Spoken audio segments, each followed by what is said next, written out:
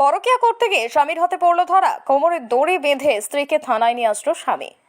ভালোবেসে বিয়ে করেছিল অর্পিতা সামন্ত এবং শেখ মনিরুল। 7 বছরের বিবাহিত জীবন। অর্পিতা সামন্তর পূর্বেও একটি বিবাহ হয়েছিল। বিবাহ বিচ্ছেদের পরে বাপের বাড়ি সুতা হাঁটাতে থাকতে শুরু করে অর্পিতা। তার পূর্বের একটি সন্তানও রয়েছে।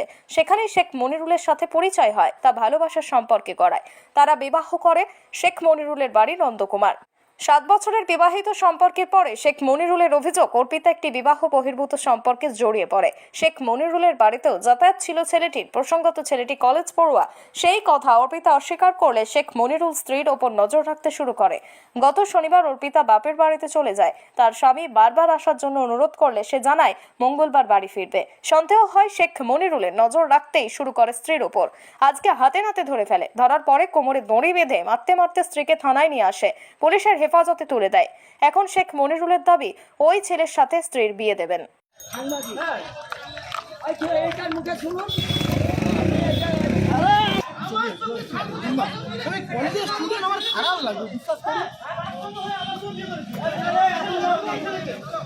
তারপরে আমার সঙ্গে ছেড়ে আমার সঙ্গে আমার পছন্দ করছে আর ওই ছেলে তো সম্পর্কে রাখছে জানেন।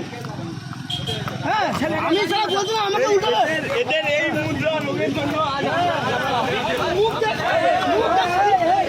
আমি মুখ দেখ মুখ দেখ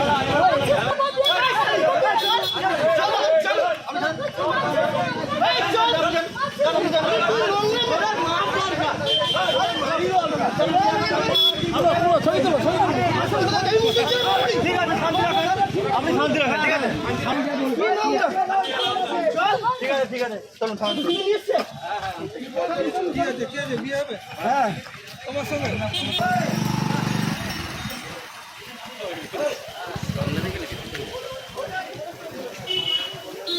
বলবো আমার নাম শেখ মুন্নি শেখ। মূলত অভিযোগটা কি? অভিযোগ মানে ও মেয়েটা বউটা আমার 7 বছর আমার সঙ্গে সংসারদানি করেছে, সবই করেছে। হ্যাঁ, এইবার আমার কাছে খবর আসে ওই মেয়েটার দেখাশোনা সবই করে একটা ছেলের সঙ্গে। হ্যাঁ, দেখাশোনা করতে না, এবার আমাকে পাড়ার লোক বললো তোর বউ এই করে সেই করে। হ্যাঁ, ও বাড়িতে গেছে কতবার। হ্যাঁ, বাড়িতে ছবি তুলে ওকে দেখিয়েছি, ও বিশ্বাস করায়নি। হ্যাঁ, এবার করতে না, আমি খবর রেখেছি। আমি কখন গিয়ে ও আমাকে ফোন করলো, হ্যাঁ ত্যান করে তুই ভাষা জুতো মারবো, ই মারবো, সে মারবো করে এরকম করে ভাষাই করছে।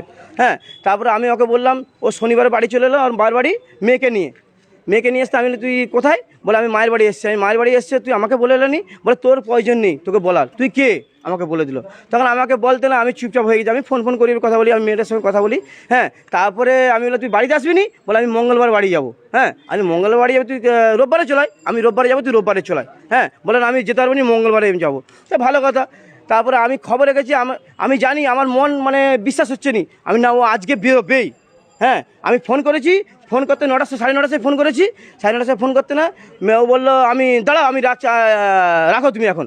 পট করে রেখেছি। আমি তখন বুঝতে পারছি গাড়ির আওয়াজটা। সঙ্গে সঙ্গে আমি বার হয়েছি। বার হয়ে আমি খুঁজাখুঁজি করেছি। তারপরে দেখি মহেশদল ওই মানে কলেজ মোড়ের ভিতর দিকে ঢুকতে না, আমি দুজন হাতে নাতে ধরেছি। বাবার বাড়ি কোথায়? মোহনপুর সুধাগর থানা। হ্যাঁ, আরে অর্পিতা বিবি, ওকে অর্পিতা ওর নাম, অর্পিতা বিবি। ওকে মানে মুসলিম হয়েছে, ওই দিন বিবি রাখা হয়েছে।